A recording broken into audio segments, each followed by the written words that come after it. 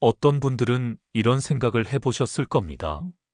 나는 그저 내 자식, 내 후배가 잘 되길 바랄 뿐인데, 왜 내 말은 전부 잔소리가 될까?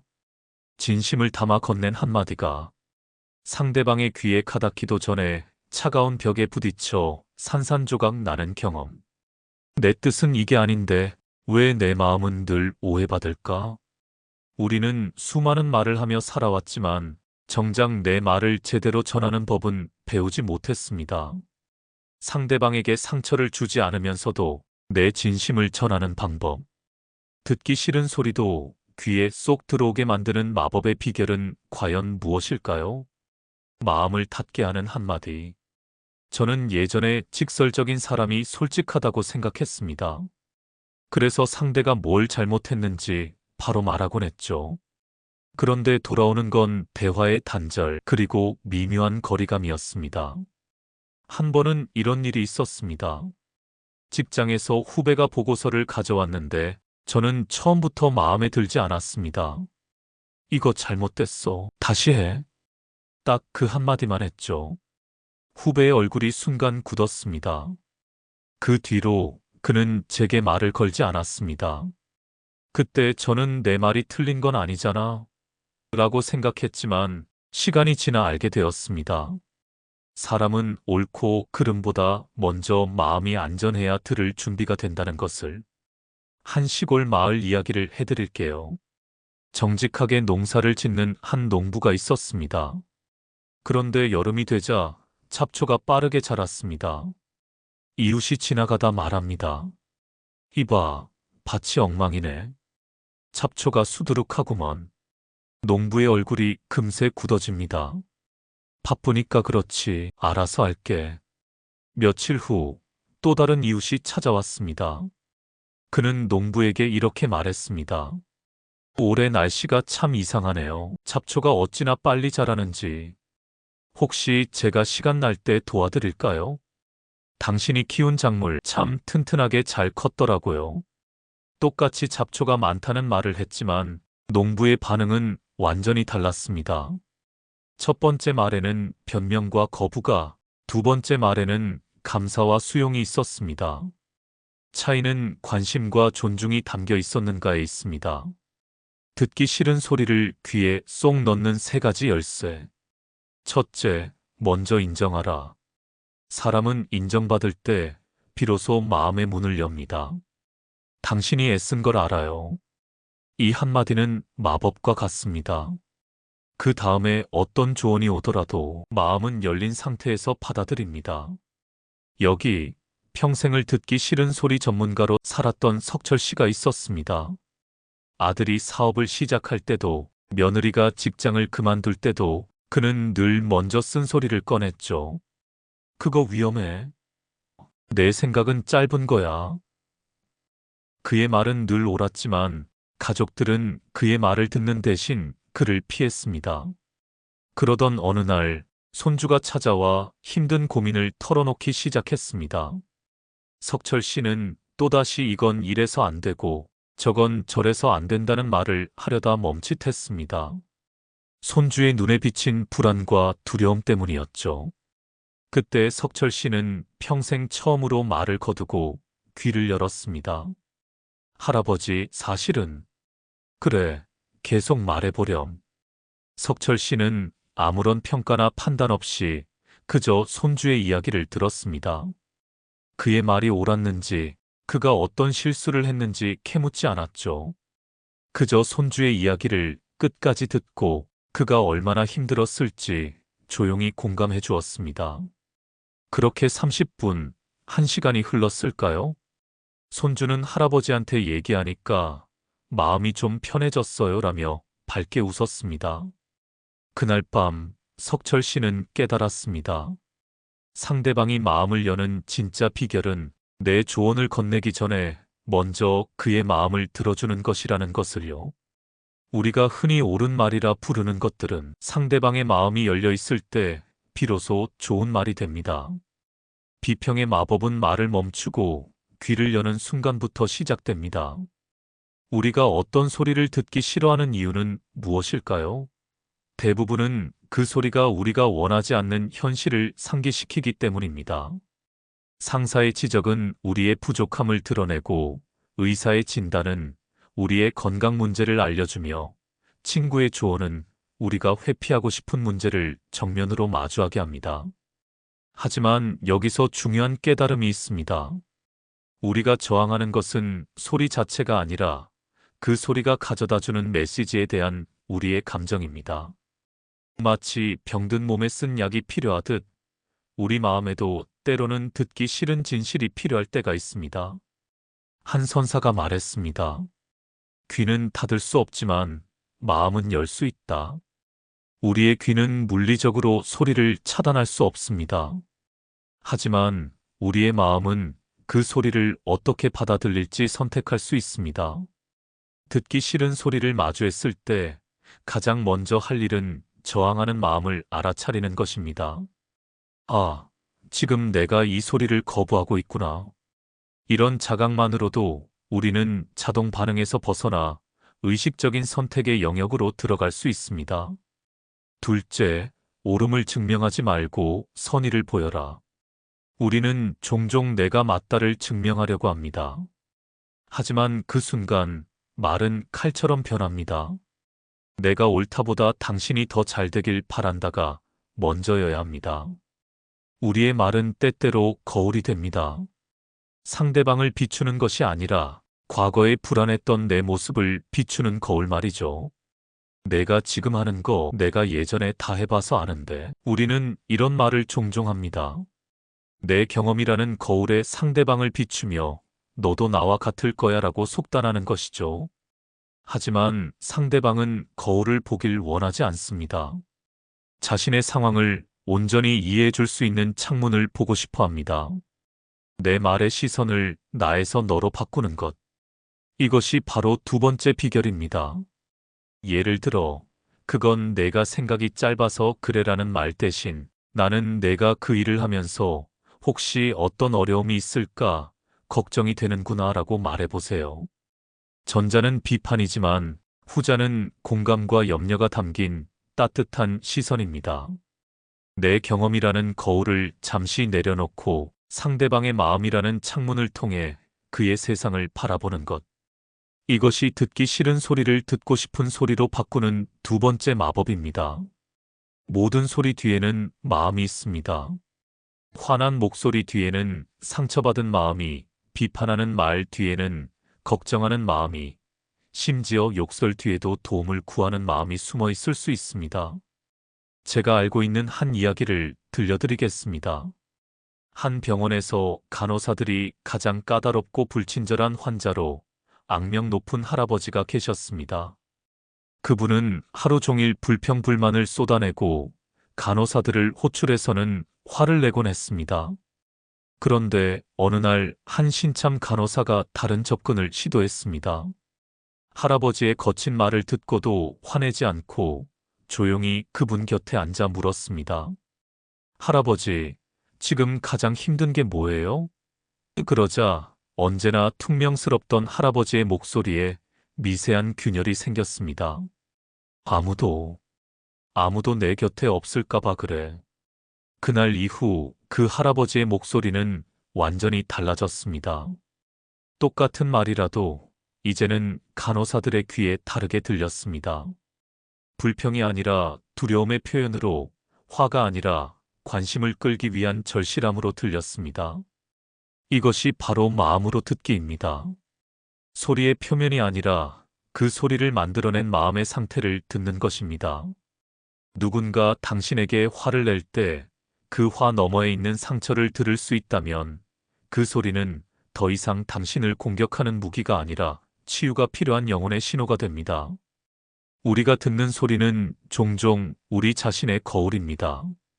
다른 사람의 말에서 유독 거슬리는 부분이 있다면 그것은 우리 안에도 같은 부분이 있기 때문일 수 있습니다.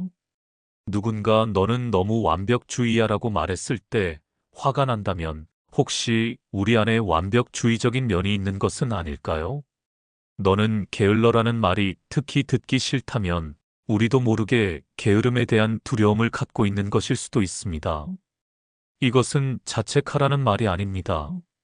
오히려 자기 이해의 기회로 받아들이라는 뜻입니다. 타인의 말을 통해 우리는 자신의 숨겨진 면을 발견할 수 있습니다. 그 발견은 성장의 출발점이 됩니다. 한 현자가 말했습니다. 타인은 우리에게 가장 정확한 거울이다. 다만 우리가 그 거울을 보려 하지 않을 뿐이다. 거울 앞에 서는 것이 때로는 불편할 수 있습니다. 하지만 그 불편함을 견디고 바라보는 용기야말로 진정한 성숙의 시작입니다. 셋째, 지적 대신 따뜻한 제안 건네기. 말의 속도를 조금 늦추고 부드러운 표현을 쓰는 것. 그것이 온도를 높이는 방법입니다. 그건 아니야. 대신 혹시 이렇게 해보면 어떨까요? 단어 하나를 바꾸는 것만으로도 말은 귀에 부드럽게 들어옵니다. 지적은 잘못을 찾아내고 제안은 더 나은 방향을 함께 고민하는 것입니다. 그렇게 하면 안 돼. 이건 이렇게 해야지. 내 생각은 잘 알겠어. 그런데 혹시 이 방법도 한번 생각해 보는 건 어떨까? 두 말의 차이를 느껴보셨나요? 지적은 상대방의 마음에 방어벽을 세우지만 제안은 함께 걷는 동반자가 되어줍니다. 특히 인생 후반을 살아가는 분들이 삶의 지혜를 전할 때는 더더욱 그렇습니다. 권위적인 지시 대신 부드러운 제안을 건네보세요.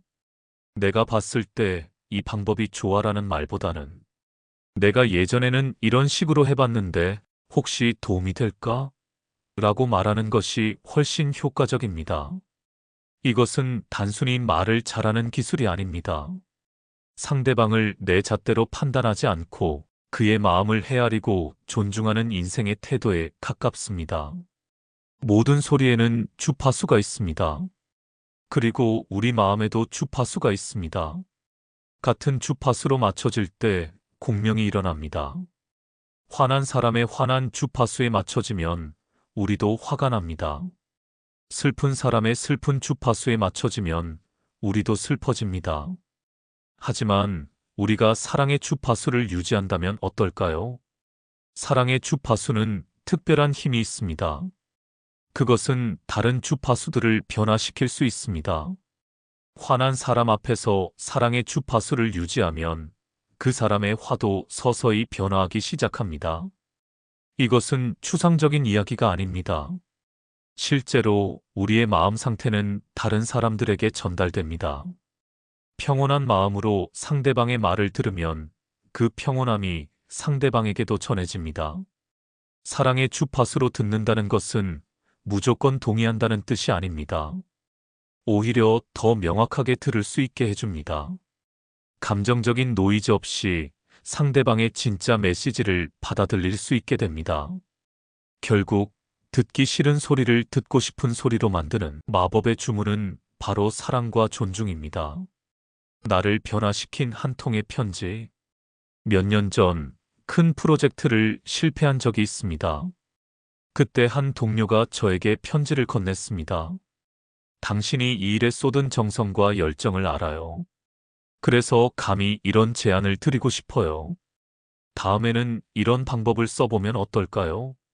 저는 당신이 분명히 더 좋은 결과를 만들 수 있다고 믿어요. 저는 그 편지를 읽고 울었습니다.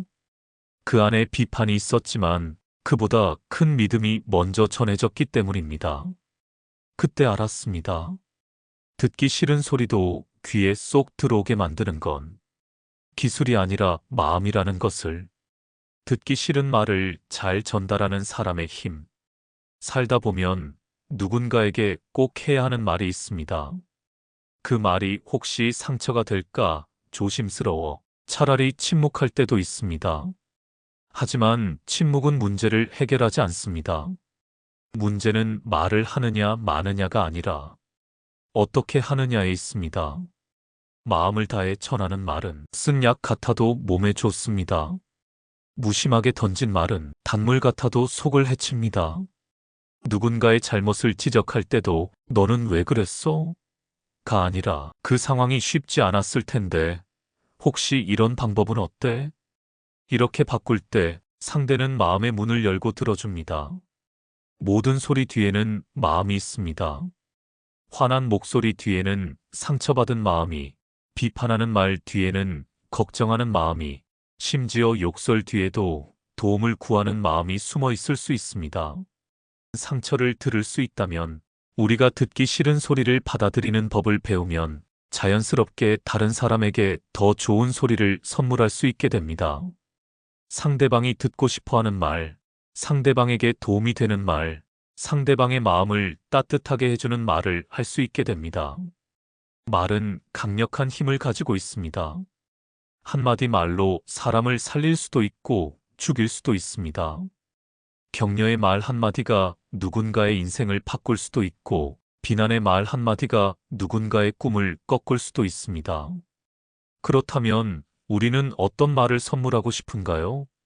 진실하면서도 따뜻한 말, 정직하면서도 희망을 주는 말, 현실적이면서도 꿈을 키워주는 말을 선물하고 싶지 않나요? 이를 위해서는 먼저 우리 자신이 좋은 듣는 사람이 되어야 합니다. 상대방의 마음을 진정으로 들을 수 있어야 그에 맞는 적절한 말을 해줄 수 있습니다. 침묵 속에서 찾는 지혜. 역설적이게도 소리를 잘 듣기 위해서는 침묵을 알아야 합니다. 고요함 속에서만 우리는 진짜 듣는 법을 배울 수 있습니다. 음악을 생각해 보세요. 음표들 사이에 쉼표가 없다면 그것은 더 이상 음악이 아니라 소음이 됩니다. 말도 마찬가지입니다. 단어들 사이에 침묵이 있어야 의미가 살아납니다. 우리의 대화에서도 침묵은 중요한 역할을 합니다. 어떤 사람이 당신에게 상처를 주는 말을 했다고 생각해 보세요. 그 순간 우리의 본능적 반응은 즉시 반박하거나 방어하는 것입니다. 하지만 만약 우리가 잠시 침묵 속으로 들어간다면 어떨까요? 그 짧은 순간의 고요함 속에서 우리는 상대방의 말 뒤에 숨은 진짜 의미를 발견할 수 있을지도 모릅니다. 침묵은 우리에게 공간을 만들어줍니다. 반응과 반응 사이의 공간, 판단과 판단 사이의 공간, 거부와 수용 사이의 공간을 만들어줍니다. 그 공간 안에서 우리는 선택할 수 있습니다. 어떻게 들을 것인가를, 어떻게 반응할 것인가를 말입니다. 명상가들이 말하는 내면의 침묵이란 바로 이런 것입니다. 외부의 소음이 아무리 클지라도 흔들리지 않는 내면의 고요함. 그 고요함 속에서 모든 소리는 단지 소리일 뿐이고, 우리는 그것을 어떻게 받아들일지 평온하게 선택할 수 있습니다. 마음을 움직이는 한마디의 힘. 우리가 누군가에게 주는 말은 씨앗과 같습니다. 씨앗을 돌 위에 던지면 싹이 나지 않습니다. 하지만 부드러운 흙 위에 심으면 작은 씨앗도 큰 나무로 자랍니다. 말도 마찬가지입니다. 차가운 마음 위에 던지면 거부되고, 따뜻한 마음 위에 심으면 변화를 만듭니다. 그래서 듣기 싫은 말을 해야 할 땐 먼저 마음을 따뜻하게 덮어주는 것이 필요합니다. 그 온기가 말에 스며들 때 그 말은 상처가 아니라 선물이 됩니다. 우리에게는 모두 마음속에 번역기가 있습니다.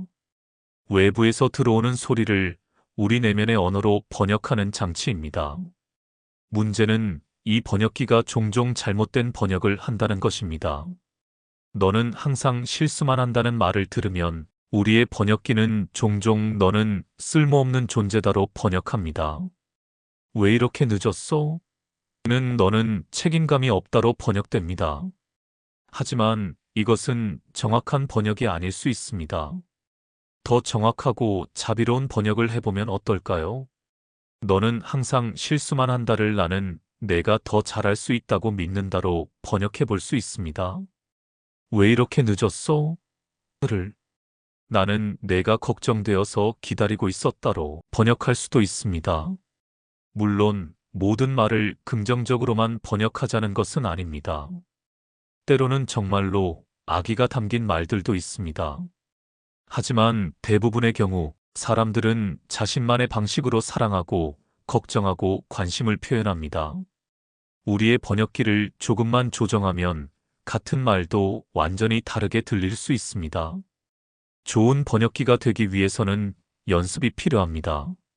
날카로운 말을 들었을 때 즉시 반응하지 말고 잠시 멈춰서 생각해 보세요.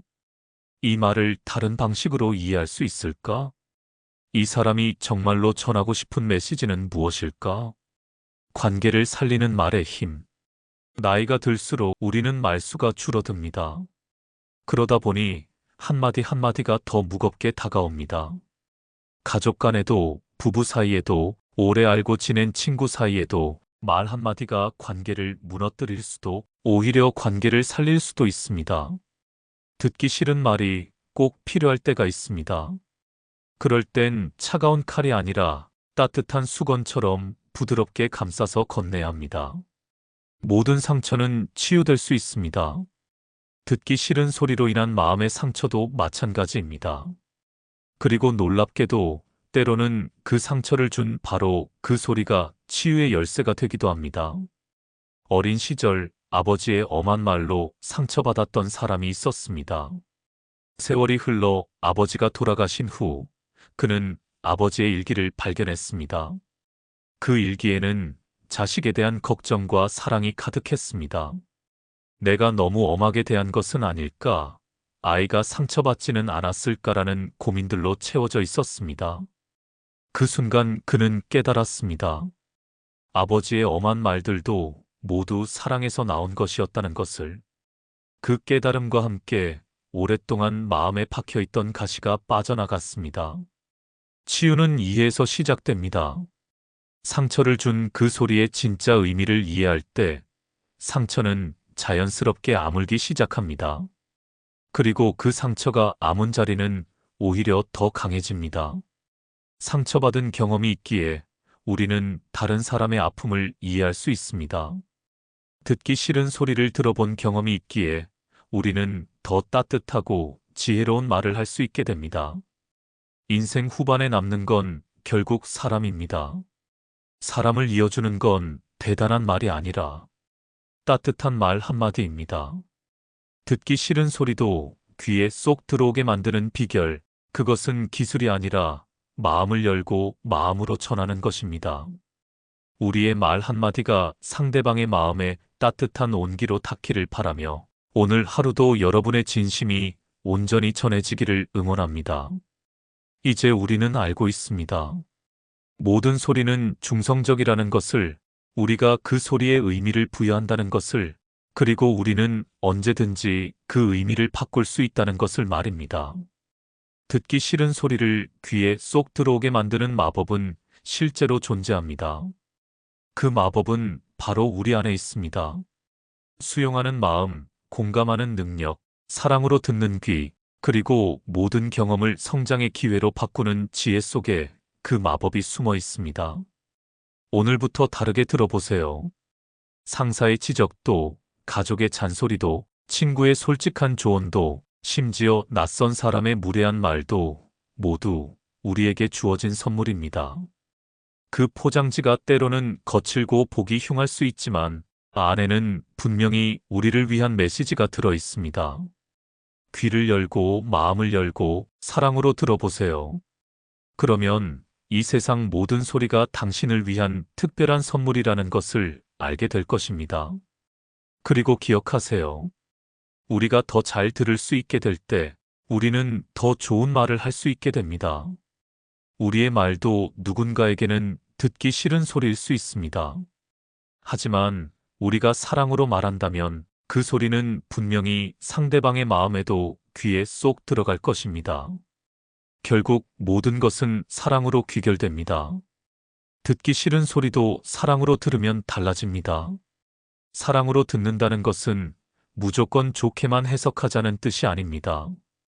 오히려 상대방을 한 인간으로서 온전히 받아들이고 그의 입장에서 이해하려 노력하며 그가 성장할 수 있도록 돕고자 하는 마음으로 듣는 것입니다. 사랑으로 듣는 귀는 상대방의 말 뒤에 숨은 마음을 들을 수 있습니다. 화난 말 뒤에 상처를, 비판적인 말 뒤에 걱정을, 무뚝뚝한 말 뒤에 애정을 들을 수 있습니다. 사랑은 또한 용서의 힘을 가지고 있습니다. 정말로 상처를 주려는 의도로 한 말이라도 사랑으로 들으면 그것조차 용서할 수 있고 그 사람의 아픔을 이해할 수 있게 됩니다. 사랑으로 듣는 것은 자신을 사랑하는 것에서 시작됩니다. 자신의 부족함을 인정하고 받아들일 수 있는 사람만이 다른 사람의 부족함도 받아들일 수 있습니다. 여기까지 들어주셔서 정말 감사드립니다.